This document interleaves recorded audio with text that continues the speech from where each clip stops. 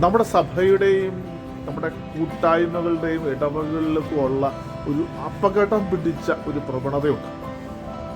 പ്രാർത്ഥനക്കാരാണ് എന്നുള്ള ഒരു പുറമോടി എടുത്തണി, പക്ഷേ ആ പ്രാർത്ഥനക്കാരുടെ ഒരു ചൈതന്യത്തിലും അവർ ജീവിക്കില്ല. അവരുടെ ജീവിതം വേറെ രീതിയിലായിരിക്കും. അവരെക്കുറിച്ചാണ് ഇന്ന് വചനം പറയുന്നത്. അവർ ഭക്തിയുടെ പുറമോടി എടുത്തണിയുകയും അതിൻ്റെ ചൈതന്യത്തെ അവർ നിഷേധിക്കുകയും ചെയ്യും. അവരിൽ നിന്ന് അകന്നു നിൽക്കുക. പലപ്പോഴും മറ്റ് പലരെയും പ്രാർത്ഥിക്കുന്നതിൽ നിന്നും പള്ളിയിൽ നിന്നും അകറ്റിക്കളയുന്ന ആളുകളായിട്ട് ഇവർ മാറാറുണ്ട്.